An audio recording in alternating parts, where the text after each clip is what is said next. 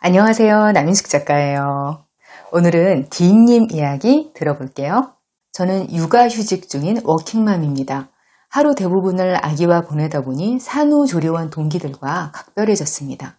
비슷한 원령인 아기를 키우며 정보도 공유하고 가끔은 집에서 모여 수다 떨면서 함께 아기를 보면 편하기도 하고요.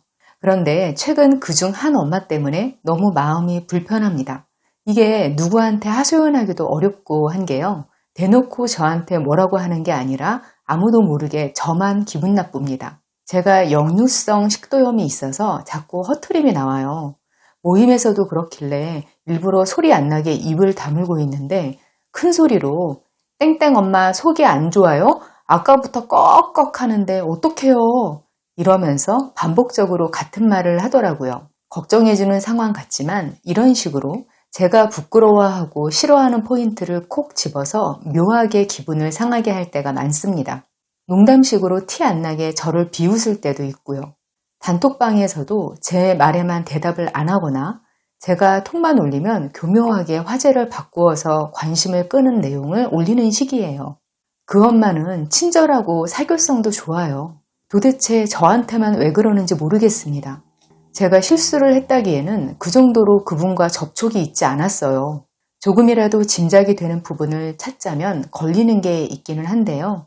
그 엄마가 참 예뻐요. 우리 모임에서도 그분 미모를 많이들 부러워하곤 했어요. 근데 제가 최근 다이어트에 성공을 해서 외모 칭찬을 많이 받습니다. 다이어트 비법 공유 좀 해달라며 관심도 많이 받고 있고요. 묘한 기분 나쁨이 시작된 게 그 무렵이긴 합니다. 이런 이유만으로도 그럴 수가 있나요? 이런 이유 때문에 모임에서 빠지기는 싫은데 저는 어떻게 해야 할까요? 사연자님 지금 잘 판단하고 태도를 정하셔야겠어요. 지금 육아만 하고 계시다 보니까 생활 환경이 상대적으로 폐쇄적이고 출산 후에 호르몬 문제로 우울증도 생기기 쉽거든요. 이럴 때 이렇게 속 터지는 문제에 그냥 휘말려 버리면요.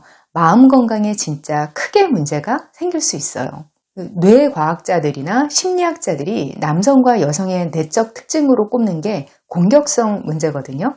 각자 호르몬 수용체랑 분비되는 양이 달라서 이런 특징이 생기는데요.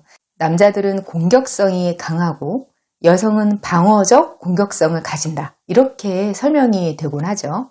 공격성은 단어만으로만 다 짐작이 되실 테고요. 그러면 방어적 공격성은 뭐냐? 이걸 수동 공격성이라고도 하는데요. 자기 공격성을 직접적으로 표현하지 않고 간접적으로 돌려서 표현하는 거예요. 쟤 삐쳤다. 이렇게 말하게 되는 행동. 그게 수동 공격성인 거죠.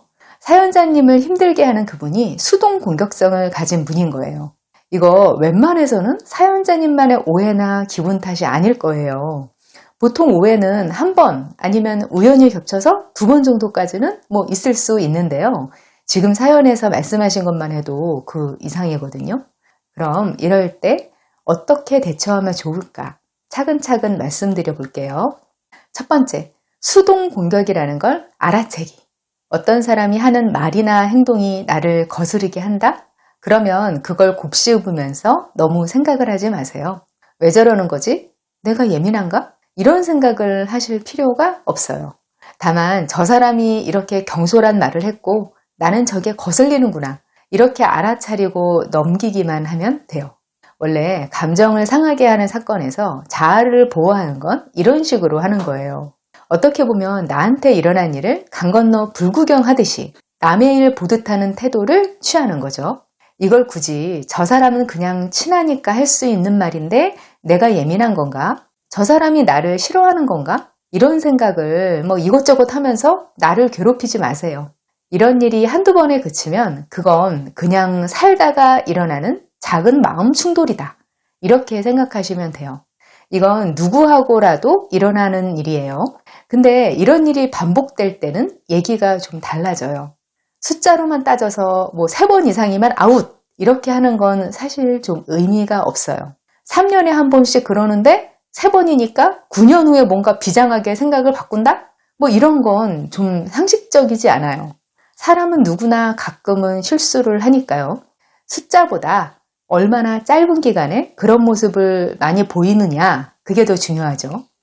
한 번, 두 번, 세 번 내가 알아차리게 되는 사건의 개수가 늘어나고 이게 짧은 기간에 계속 이러면 그건 의도적인 걸로 봐야죠. 이렇게 의도적인 게 수동 공격성이에요. 수동 공격성은 실수로 표현되는 게 절대 아니거든요. 상대방이 나한테 수동 공격성을 보이고 있다는 판단이 들었다면 이제 그에 맞게 대응을 해야죠. 두 번째, 일시적으로 화난 건지 수동 공격성 장애인지 구분을 해보세요. 아까 수동 공격성이 드러나는 모습이 삐쳤다, 이것도 포함이라고 했잖아요. 정말로 일시적으로 화가 나서 그러는 걸 수도 있어요. 사연자님은 별로 부딪힐 일도 없고 도저히 왜 그러는지 모르겠다 이러셨는데 정말 사연자님만 모르는, 그런데 상대한테는 화가 나는 그런 에피소드가 있었을 수도 있어요. 제가 오래전부터 종종 이런 일을 목격을 하게 되는데요. 한쪽에서는 영문도 모르고 절교를 당하고서 이런 일 저런 일 짐작을 해보는데요. 나중에 상대편한테 이야기를 들어보면 진짜 이유는 전혀 다른 것일 때가 많더라고요. 한쪽에서는 별거 아닌 말이 다른 한쪽에서는 치명적으로 마음이 상하는 일이어서 그 사람을 다시는 보고 싶지 않은 그런 일들이 꽤 있어요. 사연자님도 그런 경우가 아니란 법은 없죠. 저는 사연자님이 이 일이 신경 쓰이시면 상대방하고 개인적인 대화를 진지하게 시도를 해보시는 게 일단 최선인 것 같아요. 따지라는 말이 아니에요. 땡땡이 엄마, 혹시 내가 기분 상하게 한 거 있냐? 이러이러한 상황에서 내가 그런 기분을 느꼈는데 내가 오해한 거면 풀고 싶다. 내가 잘못한 게 있는데 내가 모르고 있는 거면 사과하고 싶다. 뭐 이런 식으로 좋게 대화를 꺼내봐야죠. 여기서 상대방의 반응을 보셔야 돼요. 만약 상대가 나한테 화가 난 거다, 나한테 섭섭한 게 있어서 딴지 건 거다, 뭐 이런 거면 어떤 일이 섭섭했는지 이야기를 해주겠죠. 그러면 대화를 해서 잘 풀면 해결이 돼요. 만약 이 문제로 그 사람하고 감정이 다 안 풀려서 앞으로 그다지 잘 지내지 못한다 해도 지금까지처럼 속 터지는 것보다는 훨씬 나아요. 그리고 그 사람도 지금까지처럼 수동 공격적으로 행동하지 않아요. 그런데 이런 경우에 상대방이 나의 무언가에 너무 실망을 해서 손절을 했다, 이런 경우일 수도 있거든요. 이러면 대화가 잘 이루어지지 않아요. 근데 이건 수동 공격성하고 다른 게 이렇게 손절하는 분들은요, 굳이 돌려가기 하지 않아요. 그런 사람들은 그냥 나하고 관계를 유지할 필요를 못 느끼기 때문에 피하는 거니까 굳이 나하고 접촉해서 기분 나쁘게 자극하지 않는단 말이에요.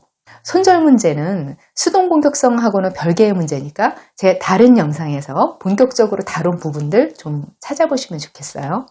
누구한테나 수동 공격적 성향은 있어요. 직접적으로 대놓고 화내고 대립하는 게 나한테 너무 스트레스가 되기는 하는데 상대가 내 상한 기분은 알아줬으면 좋겠다. 이러면 누구나 수동 공격성을 보여요. 그게 정도 차이일 뿐이에요. 그런데 이게 성격 장애로 분류될 정도로 심한 사람이 있단 말이에요. 우리가 알고 있는 성격 장애가 나르시시스트, 반사회적 인격 장애, 연극성 인격 장애, 뭐 이런 것들이 있잖아요. 수동 공격성 성격 장애도 있어요. 이게 아주 드물지 않고요. 다른 인격 장애하고 복합적으로 나타나기도 하고 또 다른 장애 하위 분류로 들어가기도 해요. 근데 이게 현재 시점에서 정신질환으로 딱 구분해서 편람에 들어가 있진 않더라고요. 또 사연자님이 사연자님 입장에서 쓰신 사연이지만 이게 편향적인 것이 아니라는 가정하에 그분의 행동 패턴이 수동 공격성 인격장애하고 일치되는 부분이 많긴 해요. 외모 자신감이 있고 그걸로 자아를 지탱하는 사람이었는데 그 스포트라이트가 사연자님한테 옮겨가는 걸 못 견디는 거죠. 그래서 몹시 격렬하게 화가 났고 그걸 수동 공격으로 표현하고 있는 거예요. 이런 경우에는 아까 제가 말씀드린 대로 대화를 시도하잖아요. 그러면 반응이 달라요. 어머, 나 전혀 화나지 않았는데? 그거 그런 의도가 아니었는데? 미안. 그거 오해야. 그땐 이러이러한 사정이 있었지. 다신 안 그럴게. 이런 식으로 전혀 적개심 없이 부드럽게 넘어가는 거예요.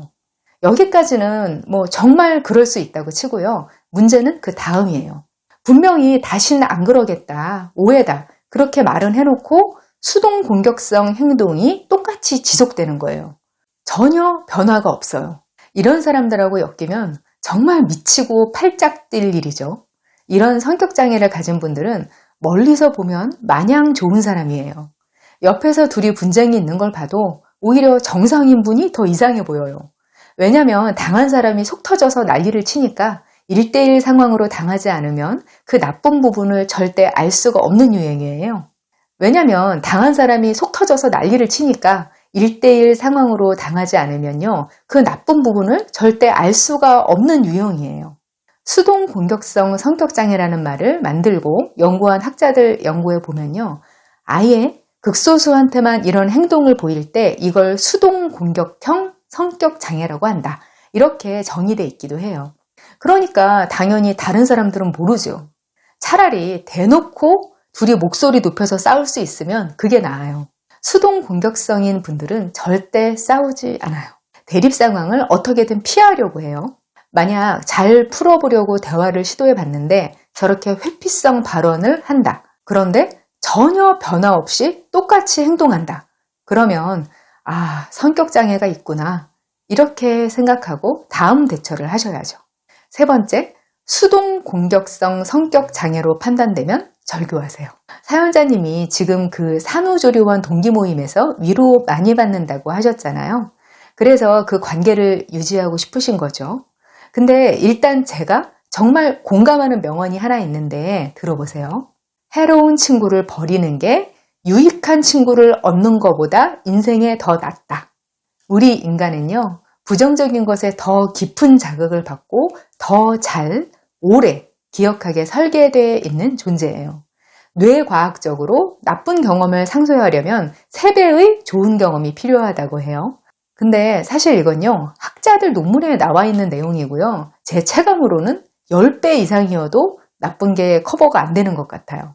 관계도 그렇거든요. 스트레스를 주고 그게 지속적이라면요, 그걸 떼어내는 것만큼 필요한 건 없어요.